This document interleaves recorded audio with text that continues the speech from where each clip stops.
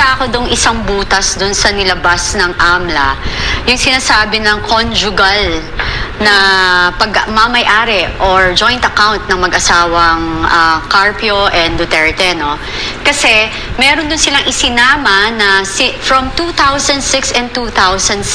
I don't know kung ano, nakita ko yun, na hindi pa naman kasal si VP Sara at saka si Mans Carpio. Dun pa lang, makikita na po natin na talaga naman, ang gusto lang talagang gawin ng House of Representatives dyan ngayon sa hearing ng impeachment is talaga namang sirain lang ang kanilang kredibilidad at integridad at layunin nilang makasira. Sa totoo lang. Totoo lang, ang gusto lang nila, bumaba sa survey si VP Sara para may chance sila sa 2028. Exactly. Yan talaga ang purpose dyan ng House Committee na yan. Dahil kung tutuusin, ang kailangan mo naman to impeach 16 votes sa Senado. Wala naman kayong 16 votes. Yeah. 15 lang kayo, minus 1 pa kayo kay JVRC to. Alam mo, mahirap yung mga re-electionist na senador. Pag bumoto po kayo pabor sa impeachment dyan, baka hindi kayo manalo. Di ba? Baka lang. Ako naman, hindi ko naman sinasabing for certain. Pero syempre, magagalit po yung mga taong ayaw sa impeachment. Tsaka, bakit pa po ba tayo nag-i-impeachment? Hanggang ngayon, may fuel crisis pa, may inflation pa, may unemployment pa, at kaka-jumping jacks ni Bongbong Marcos ay hindi pa rin natatanggal ang VAT at excise tax.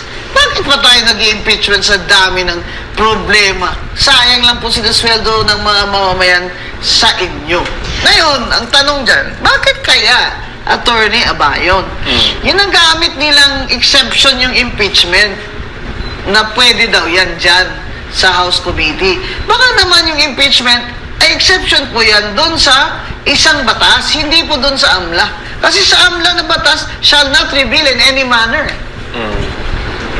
So, yung ginagamit nila mainly, well, from our observations, it appears yung sa mga press statements nila na they are commingling bank secrecy and the AMLA law.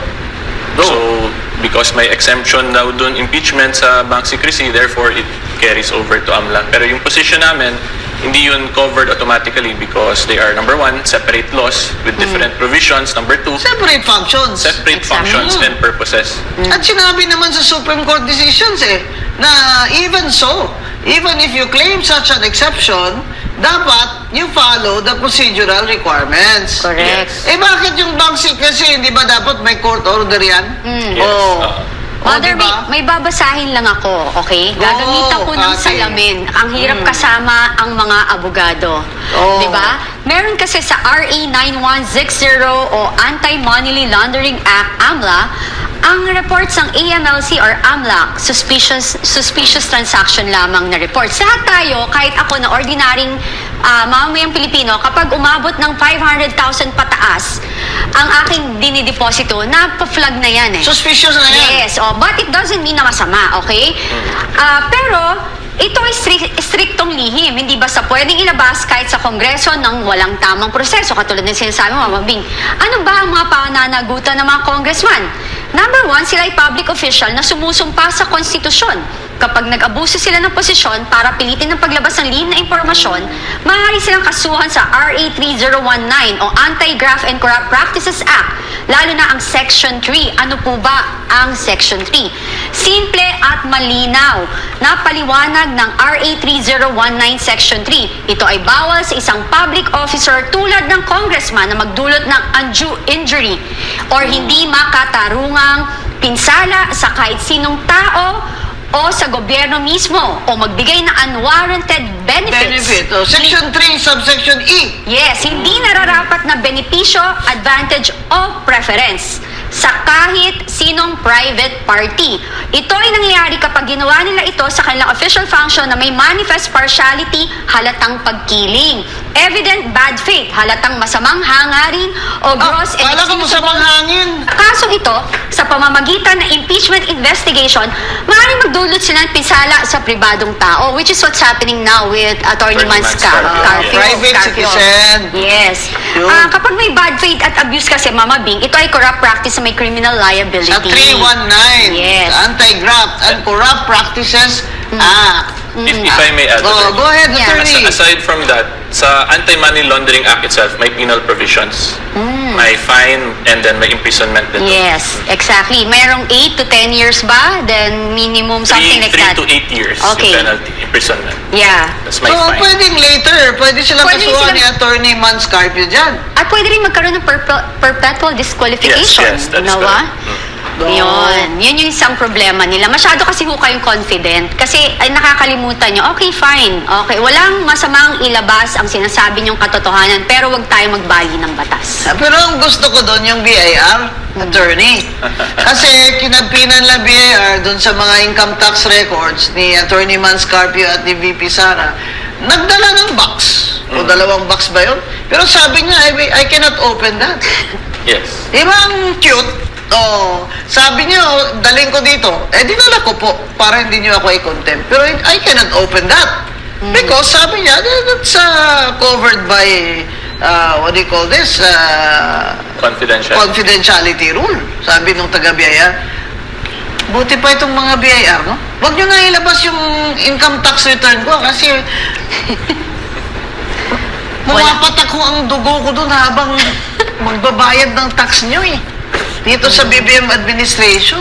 Ganyan. Pero bilib ako sa inyo na hindi nyo binuksan yung kahon. Kwarta o kahon? Sabi ng BIR, kahon, pero hindi ko bubuksan. Dahil may confidentiality yan. Yes. Yan po mga kababayan, ang problema sa ating ilang mambabatas dyan, na sila ang gumagawa ng batas, sila rin yung parang hindi nila naintindihan ng batas at baliwala lang sa kanila kung nababali nila ang batas. Pero mag-ingat po kayo. Dahil ang prescription period po niyan ay matagal. Pwede po kayong kasuhan na hindi na kayo congressman. That's true. Yan. Sana po, mag-ingat din naman kayo at sana maging matapat kayo sa inyong sinumpaan na kayo ay mag-obey all the laws and authorities of the Republic of the Philippines. Di ba, attorney? Yes, Oh. that is correct. Ano, attorney, palagay mo, anong gagawin nila doon sa ITR? Bubuksan talaga nila yun? Well, eto, I'll just speak from my experience lang as a former Oh. congressman. Usually, pag mga ganyan po, papagbotohan yan ng committee eh.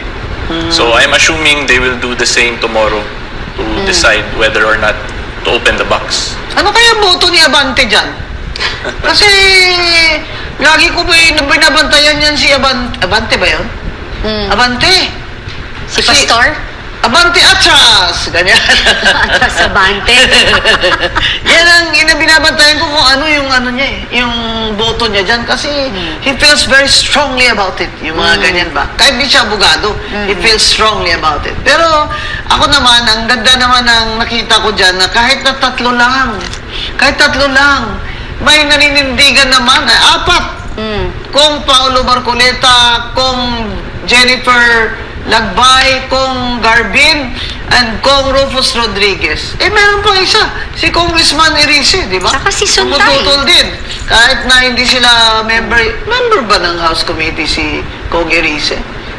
Kahit na ang iba ay hindi naman member, di ba? Kaya doon po sa plenary, kailangan nila ng, ilang boto nga kailangan nila sa 100. impeachment attorney? 1/3 One-third. sa plenary level, yes. 1/3 sa 131 congressmen and party list. So 1/3 sa 300. 300. So, 318, 16, so mga 100. 105, 106 more or less. Yan. Ayaw na ni Congressman Puno ng NUP. 40 na sila doon minus. Siyempre, VH, party list, wala. Sagip, Paolo Marcoleta, hindi. Suntay, hindi. Di ba? Palagay ko si Congressman Erice ayaw din eh. Kasi sinabi niya na yan. Ano ba itong ginagkaguluhan natin dito? Ang daming problema. Di ba? So, sigurado yan. At least 50 congressmen will not sign. Di ba? Kaya lang, 106 lang naman. Baka naman kaya nila. Pero ang sinasabi nga natin, masyado na kayong pa-effect dyan, Congresswoman Luistro. As if naman guilty na talaga si VP Sara. Masyado na kayong padrama dyan. Iakyat nyo na, please. Ilang beses na namin siya sa, iakyat nyo na, please. Hayaan nyo na ang Senado dyan na maglitis. Dahil doon, may karapatan na si Vice President Sara to defend herself. Hindi ba, Attorney Abayon? Doon ang trial? Yes, that's correct. Ano ang pwede nilang mga evidence doon na itatrial nila? Palagay mo? So ito, I'll speak na lang as my other persona na vlogger. content creator. As a lawyer. I will not be speaking As a commentary. Oh, Yes. sige. So on my personal capacity. So mangyayari po dyan, dapat yung mga ginawa dun sa impeachment na pinapagbangga na yung AMLAC records to testimonies of certain witnesses, resource persons, that kung ako lang po ang tatanungin, that should have been done in the Senate because that's already confronting the genuineness of evidence eh. So sa House po kasi, sa House level initiation stage, yung evidentiary requirement is only probable cause. So the legal definition of that is above mere suspicion lang.